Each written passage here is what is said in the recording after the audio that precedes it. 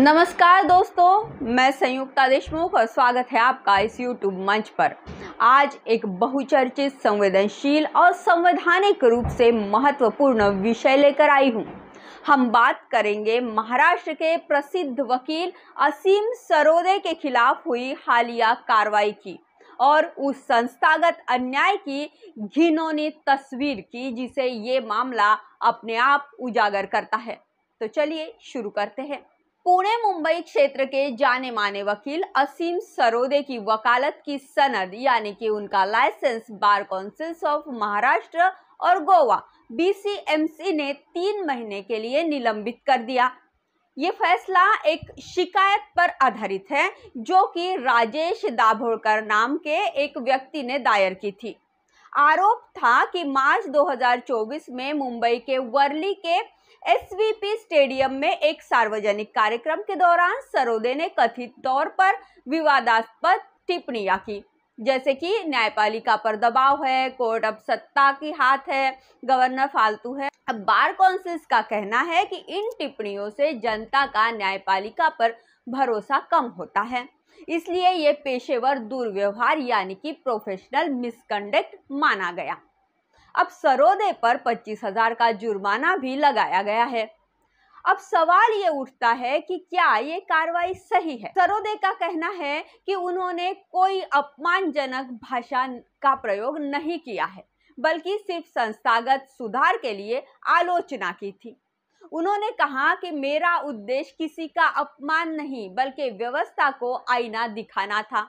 उन्होंने बार council of India BCI के समक्ष अपील करने का भी निर्णय ले लिया है।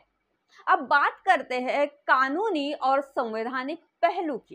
एडवोकेट एक्ट 1961 की धारा 35 के तहत बार काउंसिल किसी वकील पर अनुशासनात्मक कार्रवाई कर सकती है अगर उसने पेशेवर दुर्व्यवहार किया हो तो, लेकिन पेशेवर दुर्व्यवहार की परिभाषा काफी अस्पष्ट है।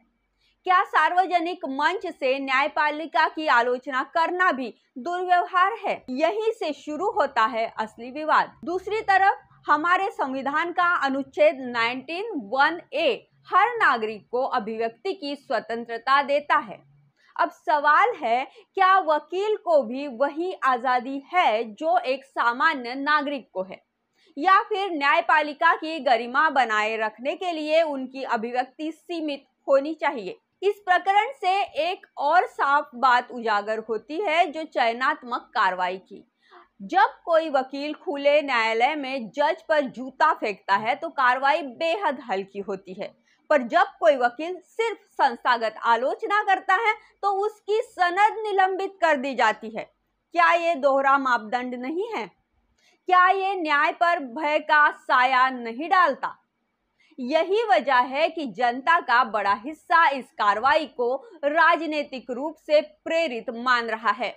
कहा जा रहा है कि शिकायतकर्ता भाजपा से जुड़ा ही व्यक्ति है और असीम सरोदे लंबे समय से सत्ता विरोधी रुख रखने वाले सामाजिक कार्यकर्ता है, इसलिए लोग इसे एक राजकीय साजिश भी कह रहे हैं। कई सामाजिक संगठन और नागरिक इस कार्रवाई को तानाशाही का उदाहरण भी दे रहे हैं। दोस्तों, यहाँ हमें ये समझना होगा कि वकील सिर्फ अपने मुवक्किल का प्रतिनिधि नहीं होता, वो संविधान का प्रहरी भी होता है, जनता की आवाज होता है।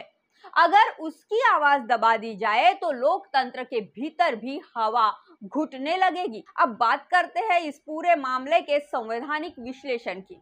एक तरफ है अभिव्यक्ति की स्वतंत्रता और दूसरी तरफ है न्यायपालिका की गरिमा और लोक विश्वास। इन दोनों के बीच संतुलन बनाए रखना ही असली चुनौती है। आलोचना जरूरी है लेकिन निंदा नहीं। संस्थाओं की जवाबदेही पर सवाल होना चाहिए, पर उनका अपमान करना उद्देश्य नहीं होना चाहिए। लेकिन अगर हर आलोचना को दुर्व्यवहार ही कहा जाएगा तो न्यायपालिका की स्वतंत्रता और बार काउंसिल की निष्पक्षता दोनों पर सवाल खड़े होंगे। और जब ऐसा होगा तो न्याय केवल प्रक्रिया रह जाएगा, न्याय नहीं। अब आगे क्या होगा?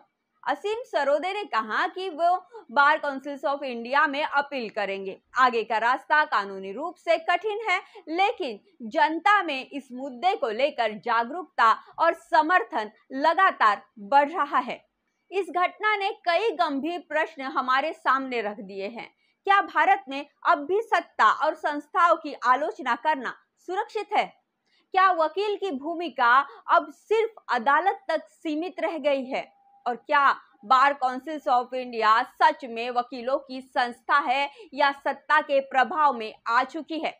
दोस्तों, इस पूरी कहानी का निष्कर्ष यही है कि ये सिर्फ असीम सरोदे का मामला नहीं है, ये हमारे संविधान, न्याय, विश्वास और लोकतंत्र के मूल्य का मामला है। अगर वकील बोलने से डरेंगे तो अदालतें सुनने से भी डरेंगी, और जब ऐसा होगा तब लोकतंत्र का मौन शुरू हो जाएगा। इसलिए जरूरी है जनता जागरूक रहे, सवाल पूछे, वकील समुदाय को स्वतंत्र रूप से बोलने का अवसर मिले।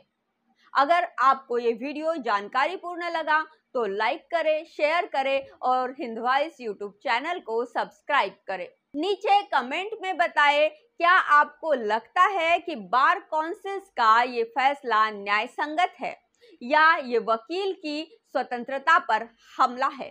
धन्यवाद दोस्तों, अगले एपिसोड में फिर मिलते हैं। तब तक के लिए न्याय के प्रति सजग रहिए और संविधान पर भरोसा बनाए रखिए।